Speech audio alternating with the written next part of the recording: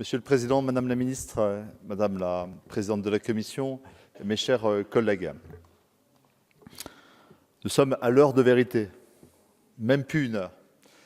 Une heure où nous pouvons, une petite heure où nous pouvons marquer une étape, faire un pas, mettre un pied dans la porte, chacun trouvera l'image qui lui convient. Ça va supposer de chacun de nous un effort extraordinaire.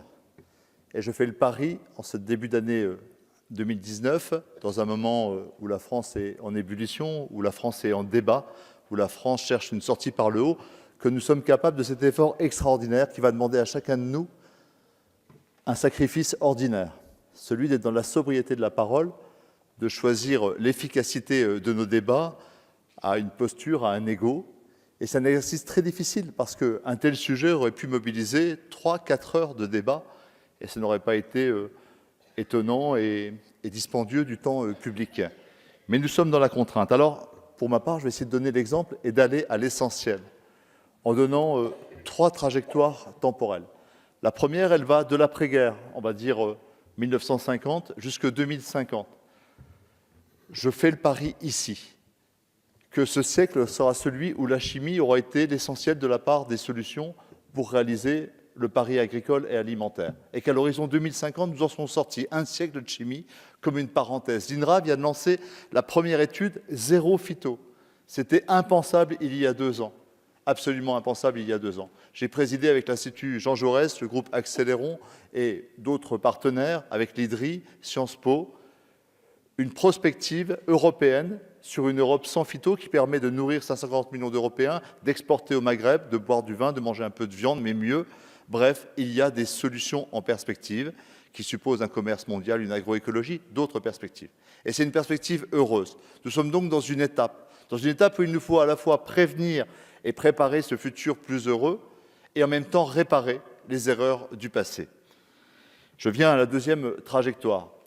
La prise en compte des questions de toxicité ont été bien renseignées par le rapport de l'INSERM.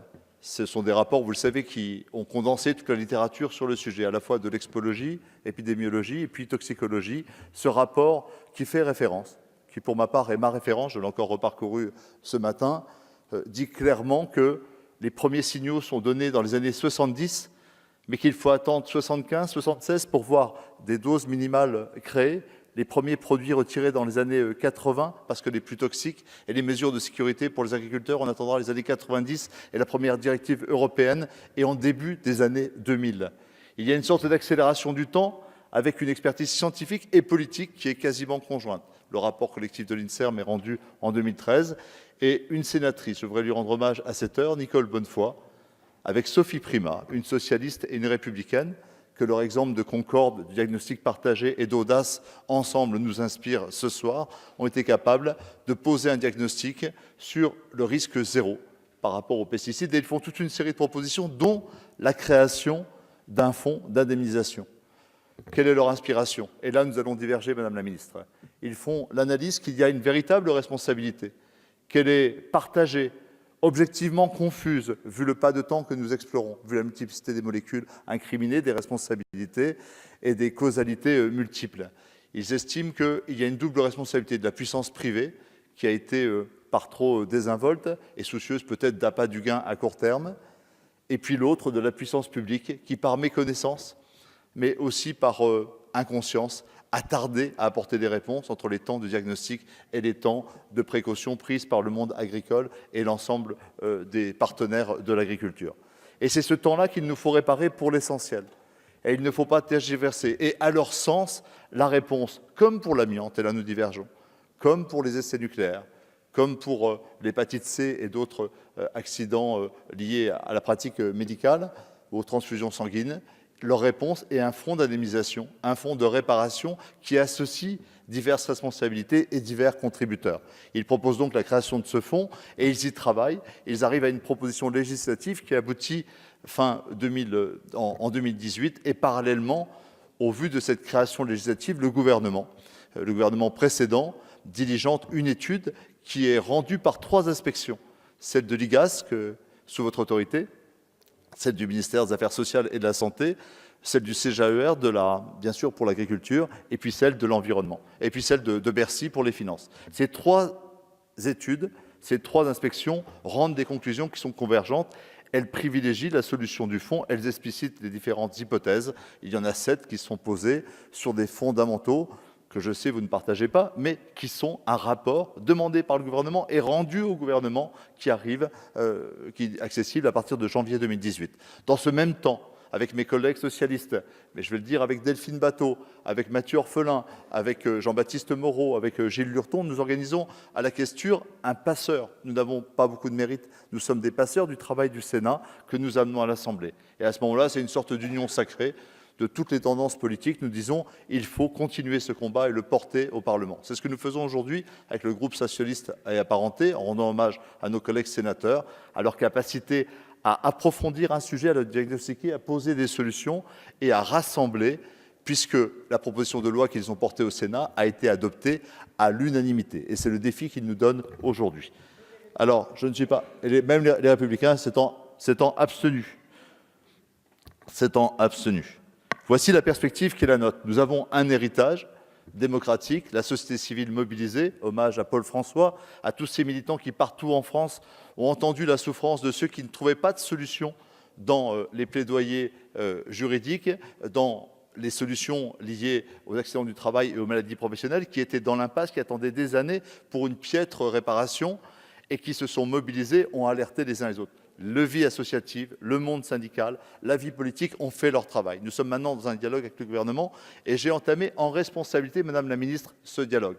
Je l'ai fait, je voudrais leur rendre hommage avec des députés d'une autre opposition, avec Gilles Lurton, dans un dialogue franc que nous connaissons depuis longtemps. Je l'ai fait avec Anne Gaillot, Alban, pardon. Je te dirai pourquoi après j'ai confondu avec Anne, mais Alban Gaillot, et puis Mathieu Orphelin, particulièrement investi sur ces sujets. Et j'ai eu, comme souvent dans cet hémicycle, un dialogue franc, constructif. Il n'y a pas eu entre nous d'entourloupe de manœuvre. Dès les auditions, nous avons mis notre stratégie et notre visée sur la table. Nous avons donné tous nos arguments et nous avons travaillé à découvert pour chercher ensemble à atterrir sur ce sujet. Je vais faire état simplement des controverses et vous appeler à la responsabilité pour que dans la petite heure qui est devant nous, nous réussissions à conclure. Sur quoi sommes-nous d'accord aujourd'hui ? Tout d'abord, nous sortons renforcés par les auditions.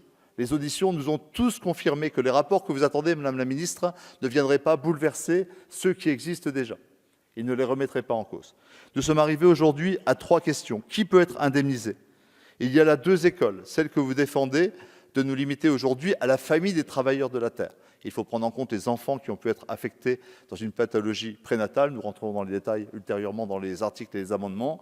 Et puis, il faut prendre en compte les retraités qui sont des catégories orphelines de ceux qui ont travaillé la terre et dans l'environnement. Là-dessus, nous sommes tombés d'accord. Et c'est la moitié du sujet que posent les 3 rapports des 3 inspections, qui estiment à 10 000 personnes potentiellement concernées.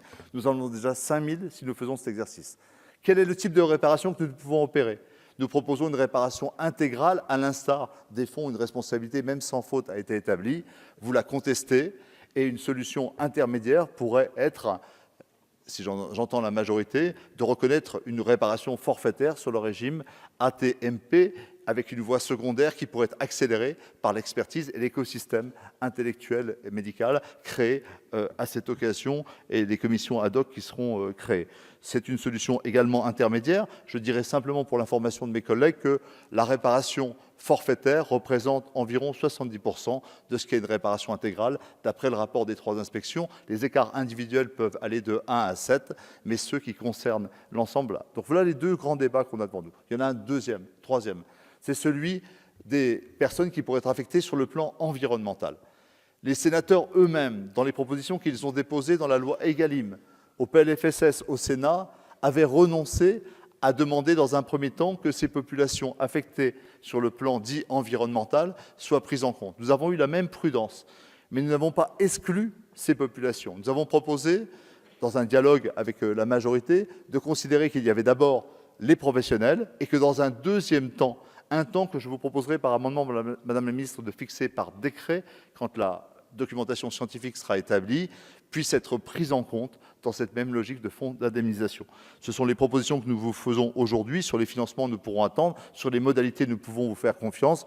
Nous pensons qu'il est très important aujourd'hui de trouver un premier compromis. C'est l'attente de toutes les parties prenantes. Nous n'aurons pas aujourd'hui la loi telle que l'ont votée les sénateurs, mais nous pouvons mettre un premier pas. Je vous invite chacun à trouver les modérations dans chaque groupe politique, d'une intervention qui, en étant la plus brève possible, si elle s'approchait d'une minute ou deux, ça serait l'idéal, nous permettre de traiter les points de discussion que nous avons retenus avec la majorité et de conclure dans la soirée. C'est le pari que je vous propose ce soir.